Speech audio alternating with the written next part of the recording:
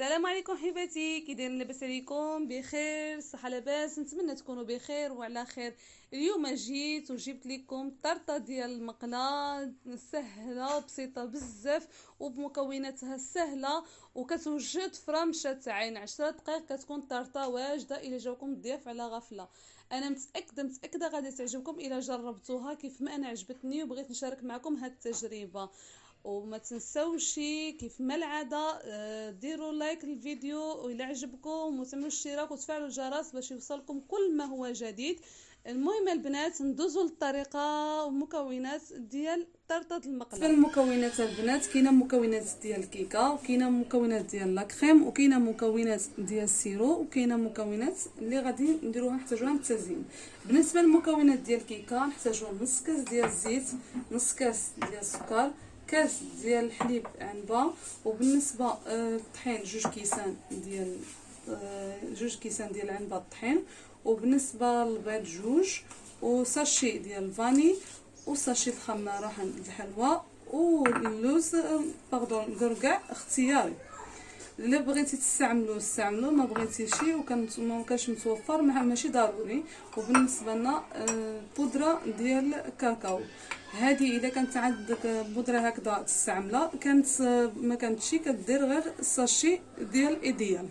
بالنسبه للاكريم غادي نحتاجو سكر فاني ساشيه، وغادي نحتاج جوج كيسان ديال الحليب، وجوج معالق ديال كريم باتيسير شوكولا، اولا لا ما كانش عندنا كريم باتيسير شوكولا نقدروا نحتاجوا كريم باتيسير شوكولا جوج معالق، ونزيدوا عليها جوج معالق ديال بودره كاكاو. وبالنسبه للسيرو اللي غادي نسقيو به الكيكه ديالنا غادي نحتاجوا ساشي ديال سكر فاني، جوج معالق السكر، وجوج ساشي ديال نيسكافي، وكاس ديال الماء.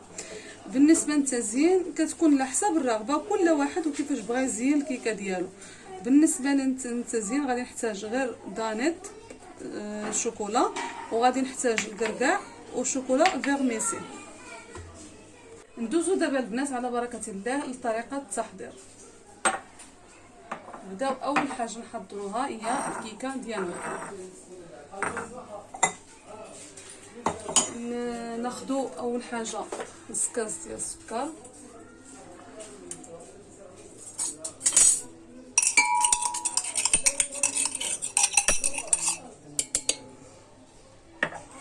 مع جوج بيضات،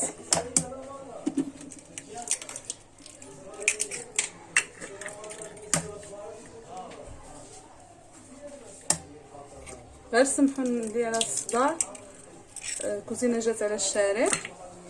وناخذوا دابا الساشي ديال السكر فاني ونطربوا الكيكه.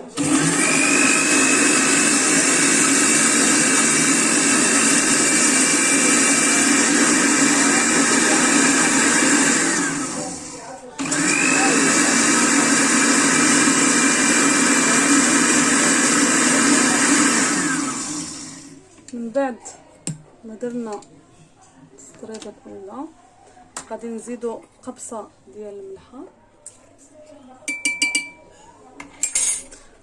نص كاس ديال الزيت، وغادي نرجعو نطربو من جديد.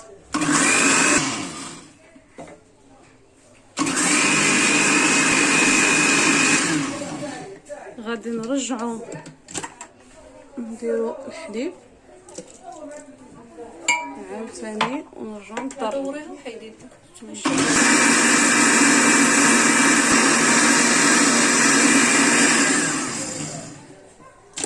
من بعد غادي ننزلو الخليط ديالنا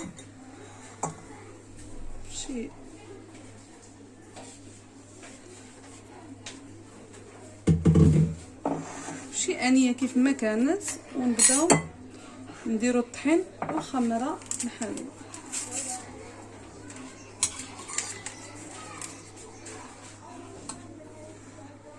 وقبل ما نديرو الطحين والخميره الحلوه غادي نديرو كاكاو دابا، جوج معالق ديال الكاكاو.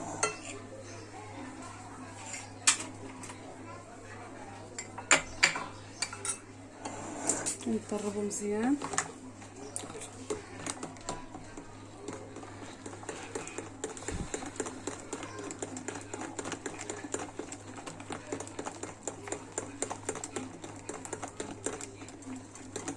حنا كنطربو، حنا كنضيفو حتى الطحين.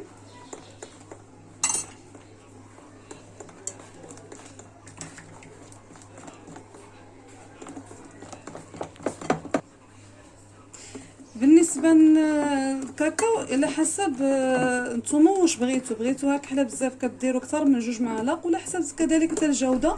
الا كانت الجوده ديالو مزيانه يكفي 2 معالق كافيين، ولا كانت الجوده ديالو شويه غادي تزيدوا اكثر من 2 المعالق. نكملوا التخليط ديالنا ونضيفوا الطحين شويه بشويه حتى نكملوا 2 كيسان ديالنا. نتوما على حسب الجوده ديال الطحين اما ديروا 2 كيسان، ولا كان باقي خاصه خفيفه شويه غادي تزيدوا فوق 2 كيسان. كما كتشوفوا كنخلطوا بهذه الطريقه هذه حتى كيتخلط لنا الخليط مزيان. نكمل الخليط ونرجع لكم البعد. من بعد ما كملنا الخليط ديالنا البنات، شوفوا كيفاش كيكون ليفحه كيطلق الخيوط بهذه الطريقه هذه. غنطلع لكم كيكه وغتنجح لكم. من بعد ما سالينا ضفنا ساشي ديال خميره الحلوى، موراها غادي نضيفو دابا الكركاع على حساب الذوق. اللي بغى هو اختيار، اللي بغى يديرو اللي ما بغاش ماشي ضروري، ما محتاجينش. دابا غادي ناخذوا المقله ديالنا اللي غادي نديروها فوق البوطه، وغادي نكونوا سبقنا دهناها بشويه الزيت والزبده والطحين، وغادي نضيفوا فيها الخليط ديالنا. غادي نخليوها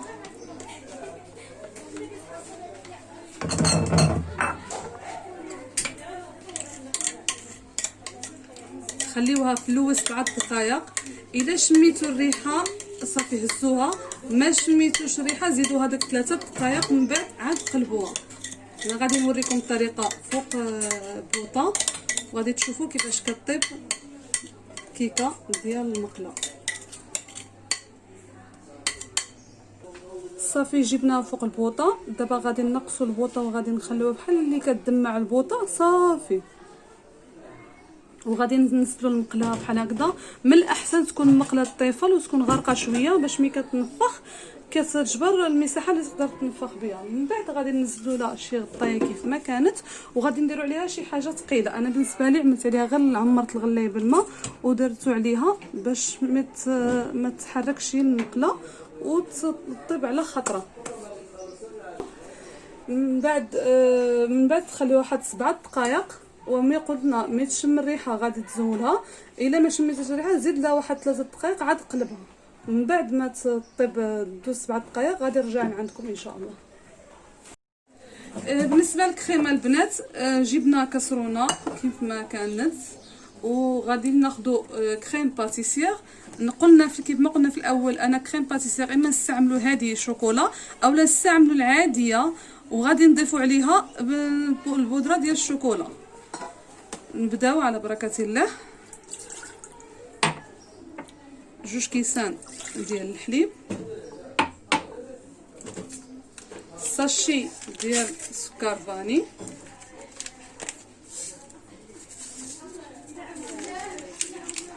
وغادي ناخذوا 2 معالق ديال السكر، وغادي ناخذوا البودره ديال الكاكاو اللي بغيتو.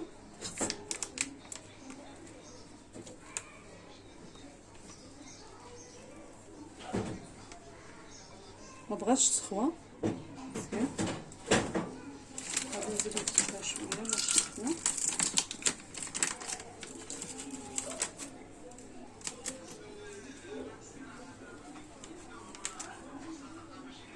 بالنسبه لي غادي نزيد حيت ما عمرتش المعلقه، غنزيد واحد المعلقه. من بعد غادي نخلط الكريم ديالي وغادي نديرها فوق البوطه مهيله هي كطيب وانا كنحرك.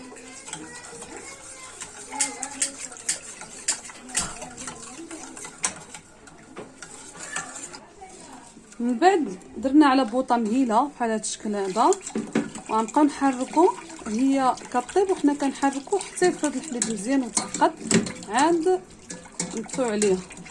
من بعد ما طيب الكريم باتيسير ديك الساعه غادي نرجع لكم ان شاء الله. شوفوا البنات من بعد ما وجدت ها كيفاش كيجي القوام ديالها، كتجي ثقيله، ما هي ثقيله بزاف ما هي خفيفه بزاف، كتجي هكذا في اللون ديال الشوكولا. غنخليوها تبرد على ما توجدنا كيكه ديالنا. ندوزو دابا للسيرو. في السيرو ديالنا البنات غادي نحتاجو ساشي ديال سكر فاني، جوج ديال ساشي نسكافي وجوج معالق ديال السكر وكاس ديال الماء. اللي كان ماشي من ضروري يكون كاس العنبه، بغيتو كاس صغير عملوه، بغيتو على حسب نتوما الرغبه ديالكم في السقه، واش بغيتوها تكون فازقه بزاف اولا تكون غير عاديه اللي بغيتوها البنات. نبداو على بركه الله. كاس ديال الماء، من بعد ساشي ديال سكر فاني، نسكافي،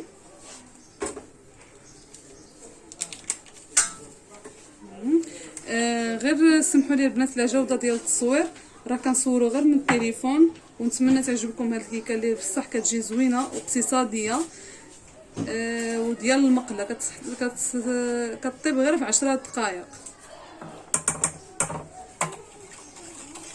نخلطوا السيرو ديالنا، من بعد نديرو البوطه، ندوزو للبوطه. غادي نديرو السيرو ديالنا على بوطه مهيله ونبقاو نحركوه حتى يذوب داك السكر فاني والسكر باش نحصلوا على السيرو اللي غادي نسقيو به الكيكه.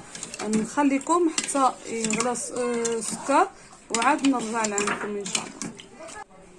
دابا حطينا السيرو على بوطه مهيله باش يذوب السكر والسكر فاني ومعاه نسكافي، ونخليوه يغلى مزيان حتى يولي لنا سيرو باش نسقيو به الكيكه ديالنا. نخليوه يغلى ومن بعد ما يوجد السيرو غادي نرجع لكم باش نسقيو الكيكه ديالنا. ها الكيكه ديالنا البنات من بعد ما وجدت كتجي هشيشه وخفيفه ولذيذه بزاف بزاف بزاف البنات، ننصحكم تجربوها. دابا نقطعوها ونرجع لكم باش نكملوا التزيين ديالها وتشوفوها في الاخر كيفاش كتولي. ها هي البنات الكيكه ديالنا قسمنا على جوج، وجدنا السيرو ديالنا اللي كيجي بحال هكذا. دابا غادي نسقيو الكيكه ديالنا وتكون سخونه، سقيوها باش تقدر تشرب داك السيرو هذاك وتجيكم مرطبه وشيشه. بالنسبه للكيكه البنات راه كتجربوها، راه كتجي زوينه بزاف وفي الوقت قصير بزاف كتوجد. ما كنقول لكم 7 دقائق 10 دقائق كتكون واجده يا البنات. نسقيو هاد الجهه، من بعد نسقيو حتى النص الاخر، نخليوه يشرب السيرو مزيان. ما تنساوش كيف ما قلت لكم تكون تسقيوها دائما. السر ديال لي طارت خصك تسقيها سخونه باش تشرب السيرو وتجيكم مرطبه وهشيشه. نكملوا السقا ديالنا ونجبدوا كريم باتيسير ديالنا ونرجعوا لعندكم. من بعد ما سقينا الكيكه ديالنا دابا غنجيبوا كريم باتيسير اللي كتجي ملي كتبرد وكديرها في الثلاجه، كترجع هكذا كتخليها تبرد غير شويه، كتكون باقا سخونه ولكن كتقصح غير شويه باش تقدر ديرها في الوسط ديال الكيكه. زعما البنات كتجي غنقول لكم في حسن من لي طارت اللي كيكونوا في المخبازات. هذه اقتصاديه وكتجي لذيذه بزاف، وخصوصا البنات اللي كيعجبهم لي طارت شوكولا، وكتوجد في وقت وجيز الا جاو عندكم الضياف على غفله.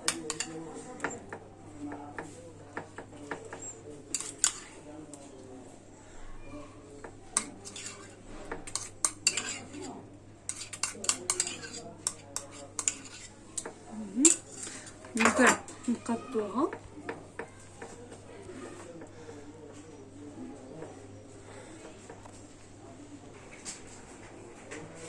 من بعد ما قدناها غادي نحطوا عليها الطرف الثاني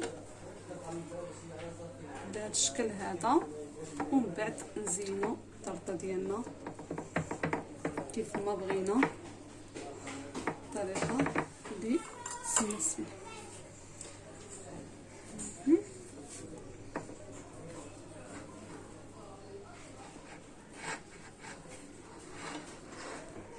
هذه هي الطرطه ديالي البنات، طرطه المقله. نتمنى تكون عجبتكم.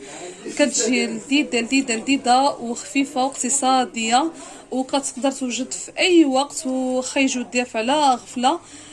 نتمنى تكون عجبتكم الوصفه اليوم. ما تنساوش ديروا اشتراك للقناه ديالي وتفعلوا الجرس باش يوصلكم كل ما هو جديد، وكنستنى التعاليق ديالكم في لي كومونتير. وشكرا والسلام عليكم ورحمه الله.